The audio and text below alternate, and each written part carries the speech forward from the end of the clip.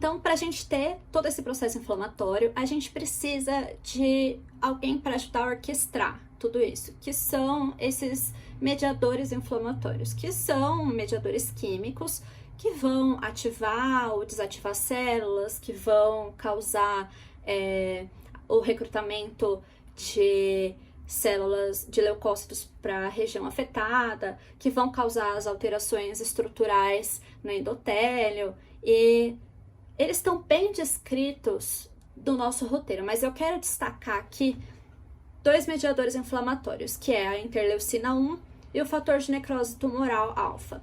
Por quê? Além deles causarem danos ao endotélio e serem responsáveis pela ativação de células que são capazes de secretar outras citocinas para fazer toda essa resposta inflamatória, principalmente na resposta inflamatória aguda, eles também são responsáveis por causarem algumas alterações clínicas durante essa resposta inflamatória. Então, o que acontece?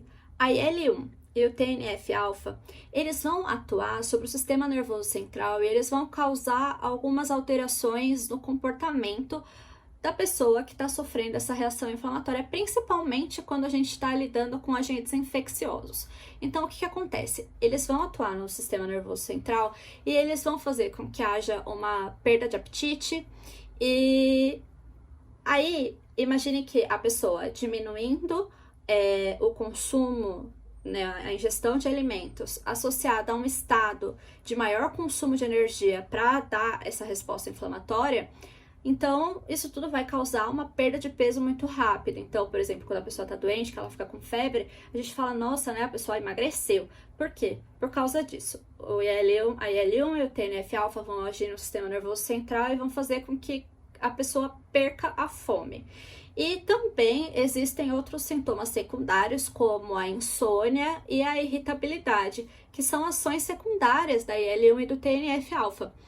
E além disso, existem algumas outras manifestações que são mais inespecíficas, que são descritas já na literatura, que podem ser causadas por essas duas citocinas, que são a fraqueza, mal-estar, cansaço, depressão, letargia, e tudo isso, como eu disse, vai acontecer principalmente quando a gente está lidando com agentes infecciosos.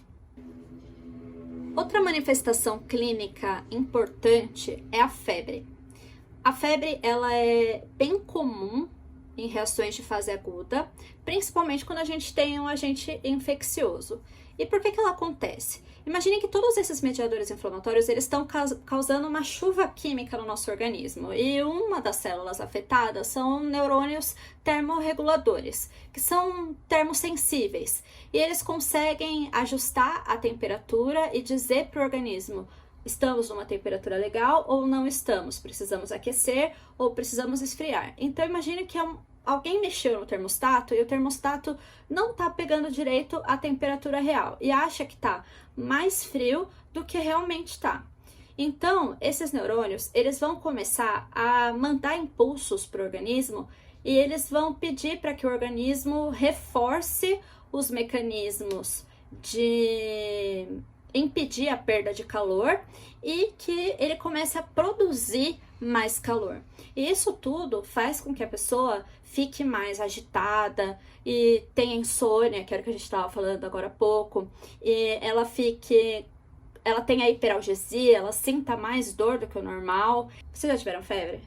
Você fica tipo dando aqueles tremeliques? Então, tudo isso é por causa desses neurônios termosensíveis que vão fazer com que os músculos comecem a se contrair, e isso tudo vai causar tremores. E ela também faz com que aumente a secreção da tiroxina, que é um hormônio sintetizado na tireoide, o T4, estimulado pela secreção do TSH pela adenopófise.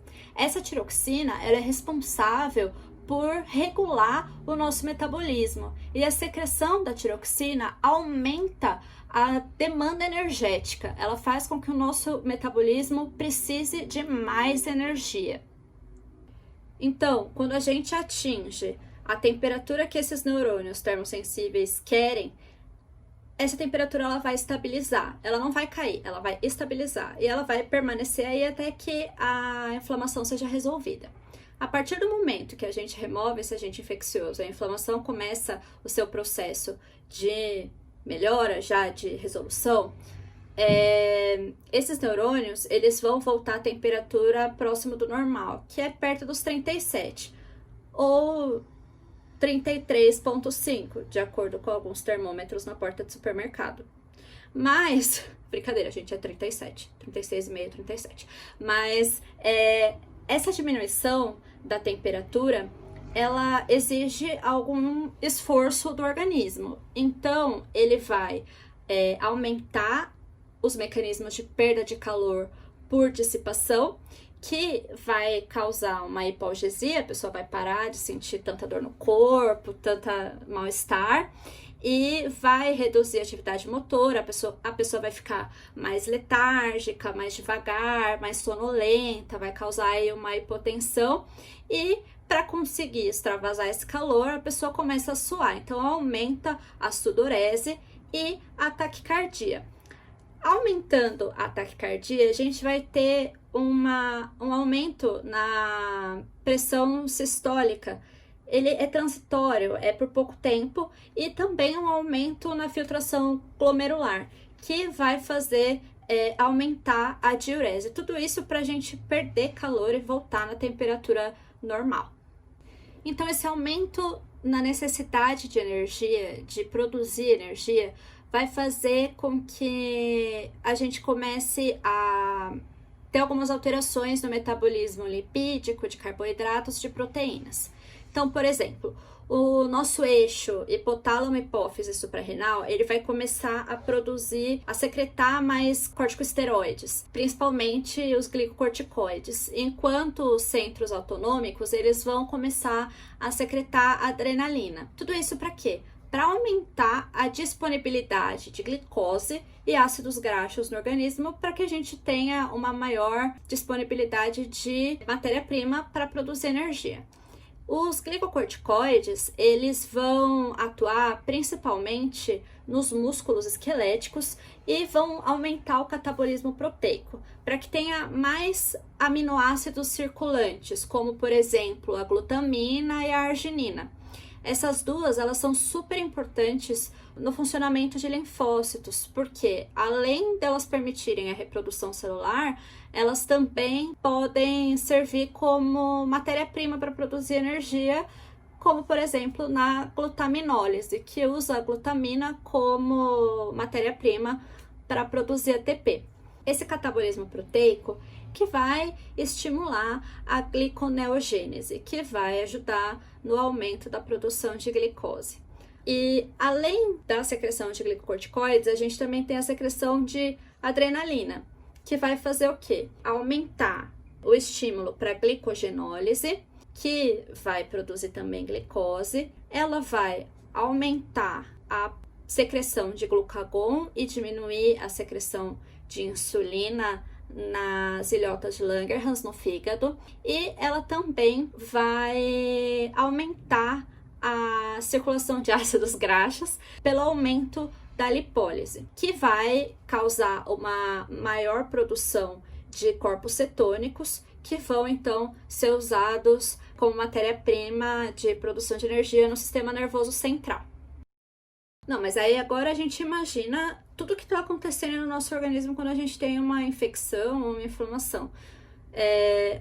Imaginem que tem um monte de mediador inflamatório sendo secretado, essas manifestações todas, tanto locais quanto sistêmicas, e elas precisam em algum momento parar. Então imaginem que a gente tem uma resposta muito potente. E, por exemplo, vocês estão assistindo The Boys. Todo mundo assistiu The Boys. Se não assistiu, sei lá, já assistiu um filme de super-herói. E aí você imagina que o super-herói chega e em Nova York, que já foi destruída milhares de vezes, ele chega e ele vai destruindo tudo pela frente para tentar resolver um problema com um vilão. Ele quer enfrentar um vilão e para isso ele destrói, 200 carros no caminho, derruba 25 prédios, assusta 32 velhinhas e faz 12 bebês chorarem. E tudo isso para combater um vilão. A inflamação é mais ou menos igual, é uma resposta muito potente. Então, a gente precisa de um mecanismo de regulação, de controle muito rigoroso, porque a gente não pode arcar com uma destruição de proporções de super-herói, entendeu? Então, imaginem que o dano é muito grande e a gente não vai conseguir reparar tudo se esse dano for totalmente descontrolado. Então, a partir do momento que esse agente que está causando o processo inflamatório ele é removido, a gente já começa um processo para parar a inflamação. Isso tudo acontece porque os nossos mecanismos inflamatórios, eles são muito inteligentes. Então, o padrão de secreção de meia-vida desses mediadores inflamatórios, eles têm uma meia-vida curta. Eles duram pouco tempo, porque o nosso sistema prefere secretar mediadores inflamatórios mais vezes com meia-vida curta, do que secretar um mediador inflamatório com uma meia-vida longa e que fique mais tempo do que deveria num determinado tecido, causando dano naquele tecido. E eles também são secretados mais rápido, né? Eles conseguem ser secretados em pulsos rápidos, enquanto ainda a gente tem um agente. E, além disso, a gente também tem um mecanismo de sensores, né, que vão começar a produzir uma gama de sinais que vão alertar a produção de citocinas anti-inflamatórias, um controle neurológico que vai inibir a produção de citocinas inflamatórias, como, por exemplo, a secreção de TNF por macrófagos. Então, o nosso organismo está preparado também para interromper a destruição causada pela inflamação, o que não acontece nos filmes de herói.